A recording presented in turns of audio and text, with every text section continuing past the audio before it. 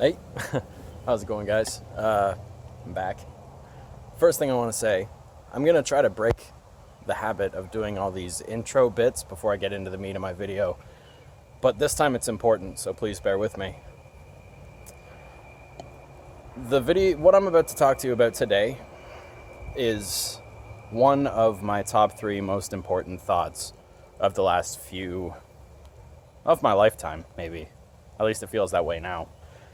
It's a very intricate subject, and I'm not going to do it justice.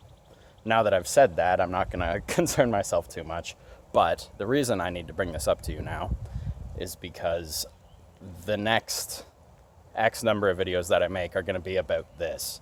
They're going to be related to this. So, if you're picking up what I'm putting down here, subscribe and watch out for those. But, okay, that's it. That's my pre-word. Here we go. So, today, I want to talk to you guys about social manipulation. Well, I guess for the next few weeks, probably. I want to talk to you guys about social manipulation.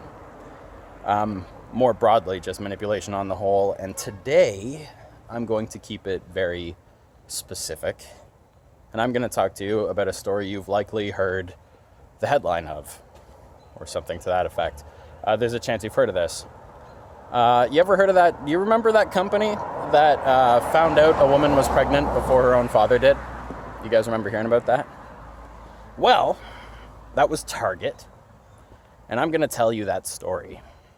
Now, 90% of the information I'm giving you right now comes from a New York Times article. Unfortunately, given the nature of my walking and talking, I can't remember the name of the author. My apologies, sir or ma'am. But I am going to link to that article. So I very much, if you take nothing else from this video, I would say read that article, because while long, it makes pretty much every point I'm going to make. Anyway, moving on. So, it's like back before the year 2005. I can't confidently say any more than that. And Target is a thing. The company, the big box store in the States. And they have this, Target goes up to this financial expert they have. I think he is an economist and a statistician or something like that. Either way, he's a very educated man named Andrew Poll. And the New York Times approached him. Wow, sorry, I'm getting myself confused. Sorry, Target approached this guy who worked for them and said, hey, so we've realized that people's shopping habits are, I'm paraphrasing, obviously, this isn't a quote. People's shopping habits are fairly carved already. People tend to go to the same store for the same thing unless something happens. One point of flux, however, where people are more likely to change their shopping habits is when they have children. As a matter of fact, that's arguably the largest point when people change their shopping habits is right when they have children. So, Target approached their employee, Andrew Poll, an educated statistician and whatnot, and asked him, is it possible for us, Target, to know when that a woman is pregnant, even if she doesn't want us to know, based on her shopping habits? And over time, the answer ended up being yes. Yes, they can. And they got it down to such a point that they could identify when a woman was in her second trimester of labor, which is when their shopping habits change drastically. This is when you're going to start looking for strollers, cribs, prenatal vitamins, scentless lotions, things like that. So the Target team developed, for all intents and purposes, an algorithm to target people's shopping habits, and if they hit enough if they purchase enough things that suggest that they're pregnant and approaching their second trimester, what Target would do is send them targeted coupons, like for cribs and bottles and vitamins, right? Not such a big deal, except the reason this became news is because a woman in high school was targeted with one of these things. She was sent a book of coupons all about baby this and first baby that. And she was still a teenager. It had her name and address and everything right on it. The way they were able to do this, quick tangent, is they have a thing called a customer ID. Now, excuse me while I read my hand a little second here.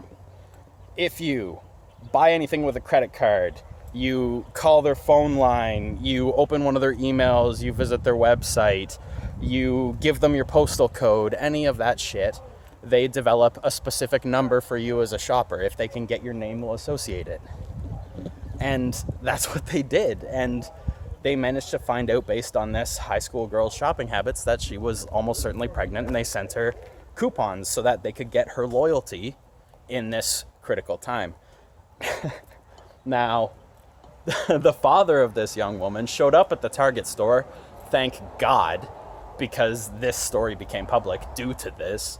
He went to his closest Target, demanded to talk to the manager, and was understandably upset, thinking, are you trying to convince my teenage daughter to get pregnant? Sometime later, a couple of days I believe it was, the father called back to the Target store and said, for all intents and purposes, I guess I owe you guys a bit of an apology. It turns out some stuff happened that I wasn't aware of, and my daughter is pregnant. Now, that's the story. Here is something new for you to keep in mind. That, well, not really new, because it's still part of the same New York Times article, but nobody hears this part. So, Target decided that the reason this didn't work out so hot this time is because people are made extremely uncomfortable when Target knows that they're pregnant when nobody told Target. It makes people uncomfortable, it puts their guard up, and they don't want to shop at your store. So what did they do? They changed the coupon book. That's all they did. They still send those same things to those same people. Here's the difference. Now, when they send a targeted ad at somebody like that with targeted coupons who they think is in their second trimester of labor, what they'll do is, instead of sending a book of coupons about babies with your name on it to your address, they'll just send a random book of coupons with no name on it to your address that will have a 20% off coupon for a crib right next to $10 off a bottle of wine. And you're like, oh, it's just random. But it's not. It's not. And ads are the easiest way to indicate this social manipulation. Hang on, let's see if I have anything else written here that I need to say. Oh, yeah, that's right. Okay, so Target has all this information about you based on your customer ID. Other companies probably do it too, but I can only speak to Target because of the information I researched. But they can get all this obscene amount of information from you. They can also buy more from other sources. They can buy your information from wherever the fuck they want. And they do. And they have more than we can comprehend. And the whole... Nobody likes ads. Nobody. And they know this. So we resent them. When we see things that are very clearly targeting us and using an emotion, we resent it. And they know that. So they're trying to get sneakier and sneakier and more subtle. But unfortunately, hopefully, people are noticing how dirty these tactics are getting. Like, I'm going to get sidetracked here, but that's the long and short of the Target story, I think. Let's see here. Yeah, Target during the second trimester. Guy's name's Andrew Pohl. Yeah. Just one more time. It was the New York Times article that I got this from. Link will be in the description. Subscribe and whatnot if you want to hear more videos about social manipulation. I could easily make 10 on different topics. I don't know what my next one's going to be, so I'm not going to give you a taste of it, but check it out, guys. This topic is broad. It'll hit politics, it'll hit shopping habits, it'll hit fucking everything. Everyone's affected. But anyway, I think I'm rambling now, so I'm going to leave it there. Please like and subscribe, especially subscribe. It's a really good rubric for me to judge if anybody likes my stuff and wants to keep coming back. I kind of pride myself on being authentic. That's kind of the number one key word for my channel in my head right now. So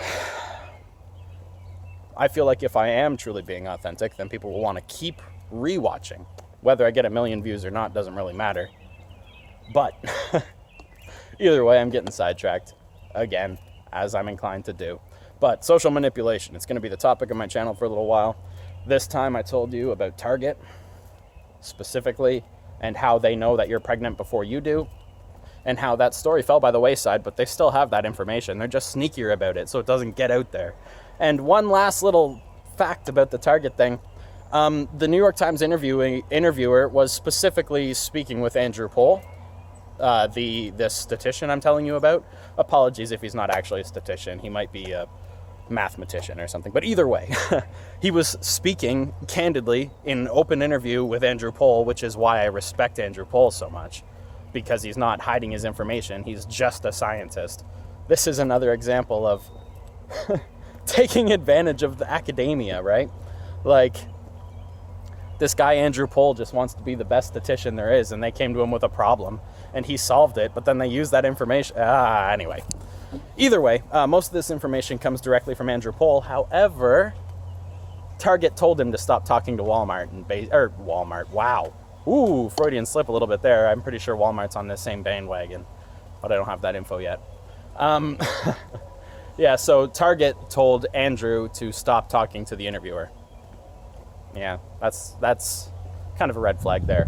So anyway, my next video on social manipulation will be coming soon. And I really appreciate you guys hanging on and trying to understand these messages. And yeah, as always, I don't know how to end the thing, so here comes my stopping finger.